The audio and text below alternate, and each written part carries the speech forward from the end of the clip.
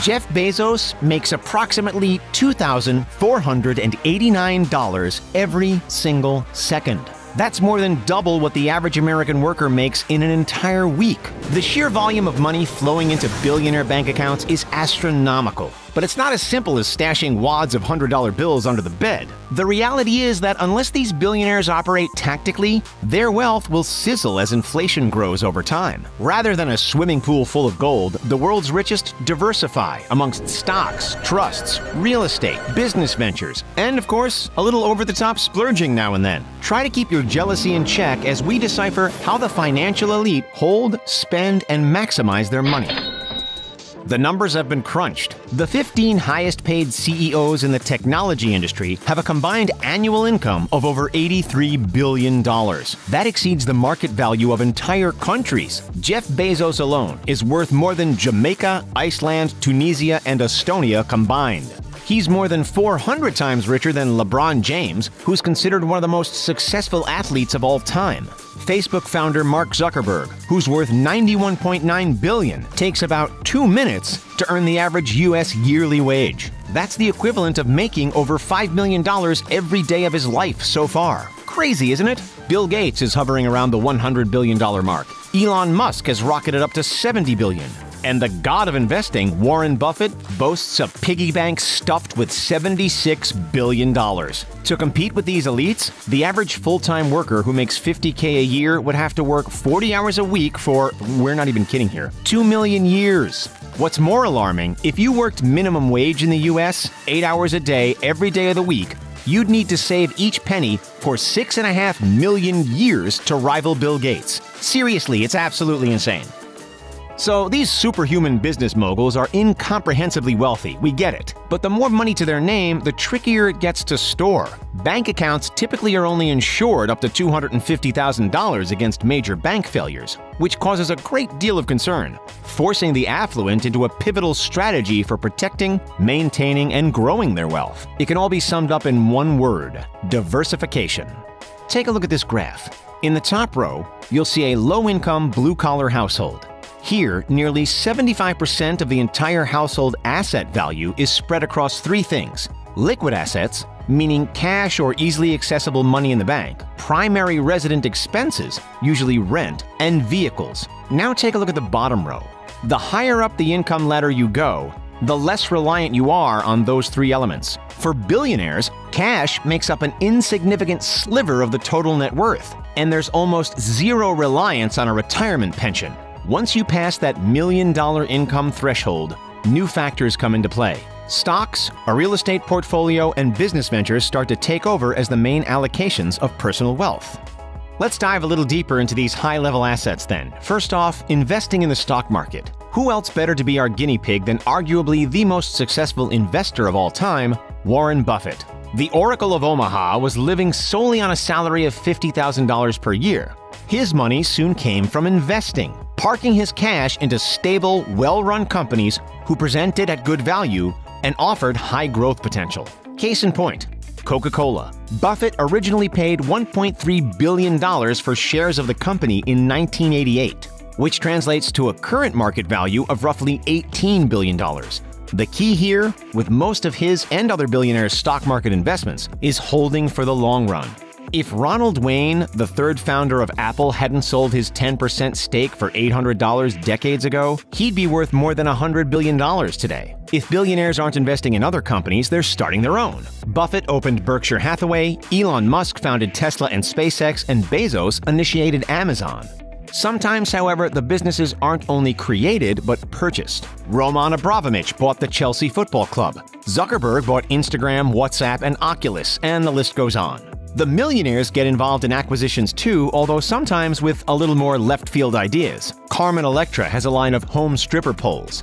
Jessica Alba's company sells eco-friendly baby products. Dan Aykroyd founded Crystal Head Vodka, and Akon owns a diamond mine in South Africa. If the cashed-up A-listers still have funds on hand after parking some in stocks or business ventures, then a common storage method is what's known as a trust fund. Trusts allow the person to move their money outside of their estate, which brings 2 clear benefits: less taxes and more privacy. A billionaire could have trusts set up for particular charities or for each family member. So as you can see, billionaires do not and cannot keep their money in one place. There are certainly no savings accounts out there that hold upwards of $1 billion. Even if the banks allowed it, the clients would be facing enormous inflation risk. Unless they put their cash to work through investments, inflation eats away at it.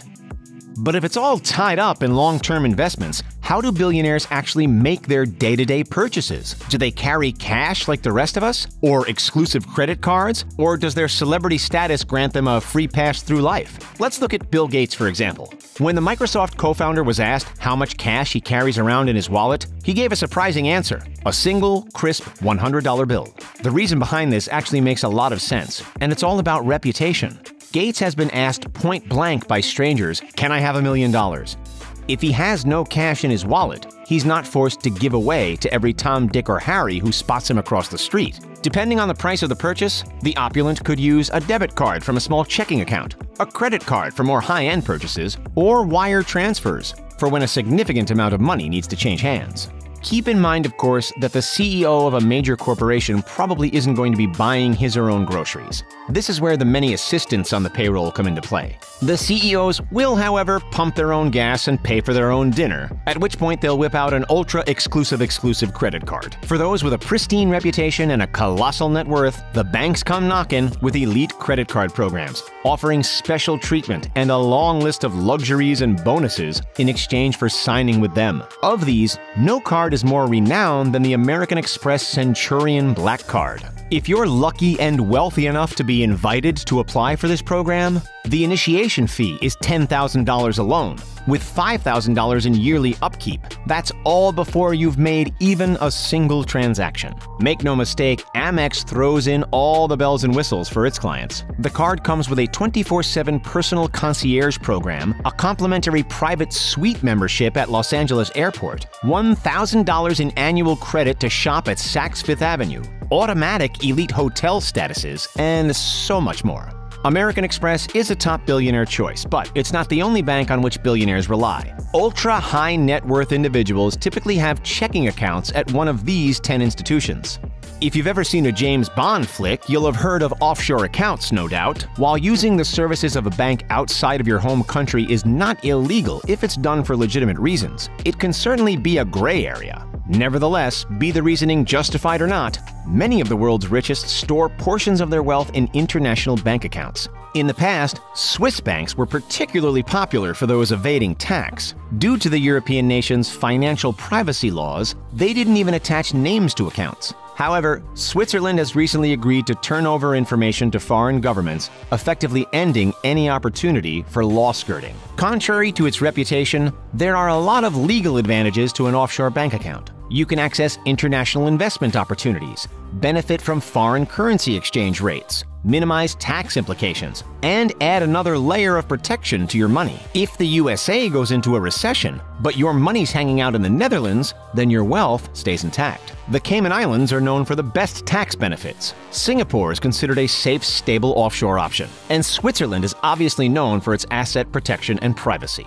No matter how much money is put into bank accounts or the stock market or business ventures, there's always risk. That's why the richest men and women in the world, from Kylie Jenner to Rupert Murdoch and everybody in between, decided to hold a large portion of their wealth in real estate. Real estate is considered a comparatively safe investment. That's because the value of brick and mortar is far less volatile and carries less risk than the likes of the stock market.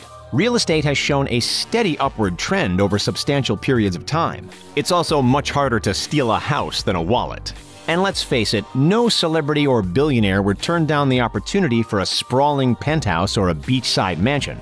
Bill Gates' $120 million Lake Washington home boasts a pool with an underwater music system. Larry Ellison's $200 million Japanese-style property features 10 buildings, a man-made lake, and a koi pond. While Ken Griffin's apartments on Billionaires Row deliver the most sublime views of Central Park imaginable. Mark Zuckerberg's real estate portfolio has climbed up to 10 properties in the US alone, including everything from a modest Palo Alto home to an enormous Hawaiian plantation.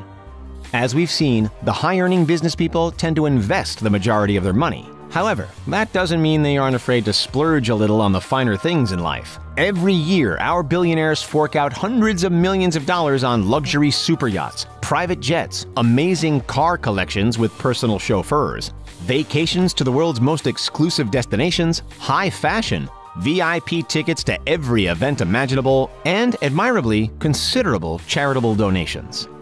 As of 2020, Forbes counted 2,095 billionaires. What's the first thing you'd do if you woke up tomorrow as billionaire number 2096?